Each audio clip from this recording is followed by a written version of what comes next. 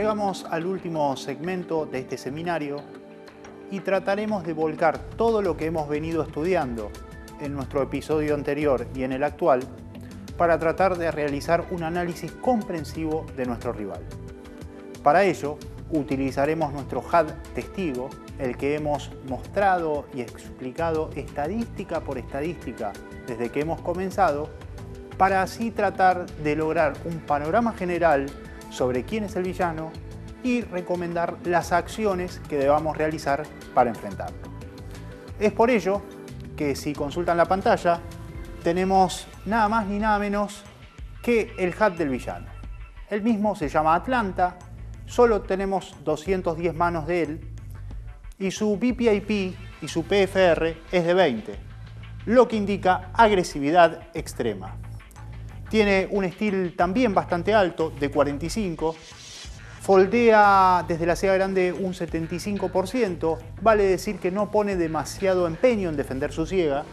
Su tribet es elevado, es un tribet de 10. Quiere decir que no tiene miedo de enfrentar a gente que ha hecho un open race con el 10% de su rango. Y el mismo incluye AJ of Suite, KQ, por ejemplo, o pares chicos.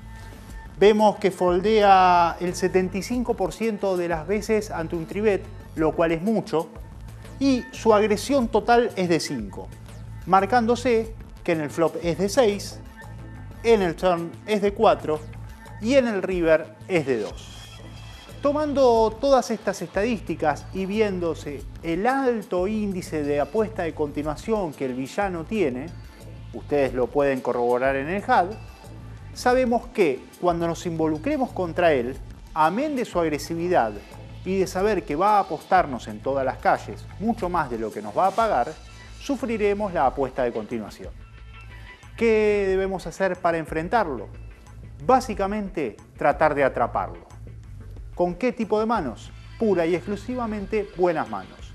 Porque si es un rival observador que juega con esos números y es eficiente, será un rival muy difícil de vencer. Habiendo entendido para qué sirve el Hold'em Manager, no podemos cerrar el presente seminario sin antes hacer algún par de salvedades. Las mismas están referidas a que hemos tocado datos genéricos. Es evidente que fuera del PFR, como hemos explicado oportunamente, el dato correcto a analizar es el open race por posición, así como también el tribet por posición y todas las estadísticas en base a si son hechas con posición o fuera de posición. Para ello, ustedes con tan solo pasar con el mouse por encima del HUD, que es lo que hemos visto en pantalla, recibirán un menú llamado pop-up. En el mismo, ustedes podrán, como se diría en inglés, customizar, en su traducción, las estadísticas que ustedes deseen ver calle por calle y saber qué es lo que más les interesa del villano. Después de todo, la utilización de este soft no cumple otra cosa que buscar leaks o fallas y tratar de explotarlas. ¿Por qué no pasar ahora al testimonio que cerrará la noche? El de Luciano Basualdo y el Hold'em Manager.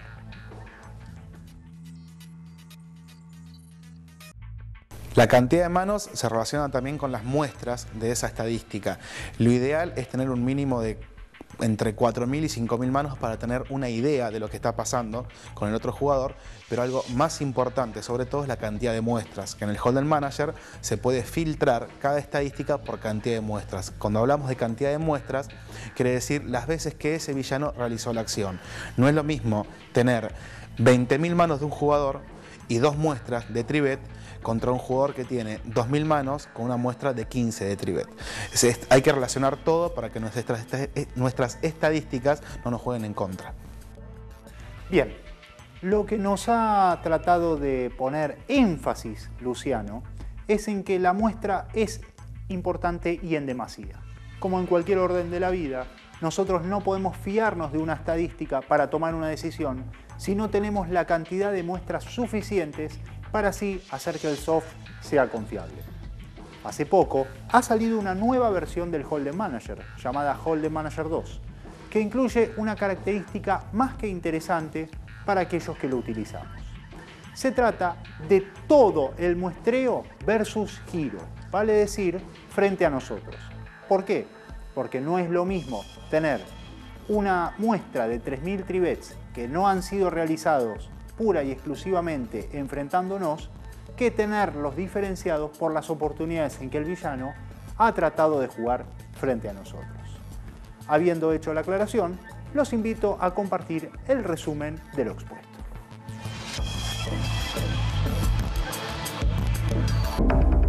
Y bien, llegamos a nuestro acostumbrado resumen y el primer tema que hemos tocado en el día de la fecha es la estadística de apuesta de continuación en el flop. La misma nos refleja el porcentaje de veces que un jugador hace una apuesta de continuación pura y exclusivamente en el flop. Siguiendo en el orden de las estadísticas a seleccionar dentro de la apuesta de continuación, habíamos optado por incluir en nuestro HUD el fold a la apuesta de continuación en el flop. Y básicamente la misma nos marcará qué tan a menudo un rival se rinde cuando su rival le hace una apuesta de continuación en el flop. Recuerden, y a modo ejemplificativo, que las mismas estadísticas pueden ser seleccionadas tanto para el turn como para el river, así como saber si la han hecho en posición o fuera de ella. Y así las cosas, en nuestro segundo segmento nos hemos dedicado al factor total de agresión. Marcaba qué tan a menudo un jugador ejecuta una acción agresiva en comparación con una acción pasiva. La fórmula, y recuerden que hemos hecho especial referencia a la misma, es el porcentaje de apuestas más el porcentaje de raise dividido el porcentaje de calls. No tenía en cuenta las manos chequeadas o foldeadas. Y una vez que nos encontrábamos dentro del conjunto de la agresión total, habíamos decidido desmenuzarla por calles. Es por ello que nos referimos a la agresión factor en el flop, en el turn y en el river, que muestran la agresión dividida por calles.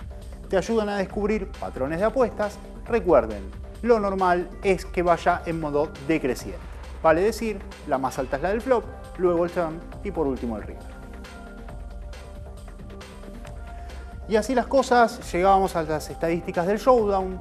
Habíamos hablado del win money when sin flop. Y no era otra cosa que el porcentaje de veces que un jugador gana una mano habiendo visto el flop. Útil para saber la efectividad del rival cuando llega al flop.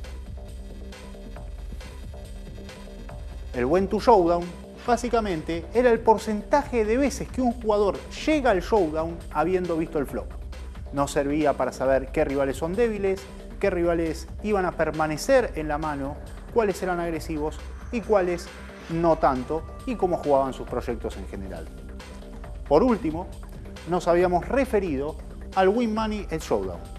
Es el porcentaje de veces que un jugador llega al showdown y gana la mano, considerando que en primer lugar llegó. Con estas estadísticas estamos en condiciones de decirles que cualquier microlímite e inclusive límite bajo puede ser batido.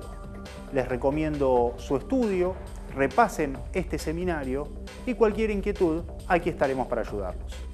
En el próximo programa saldremos un poco del mundo online y nos dedicaremos un poco a los tipos de apuesta existentes. Por ahora, buenas noches. Este programa fue auspiciado por partypoker.net.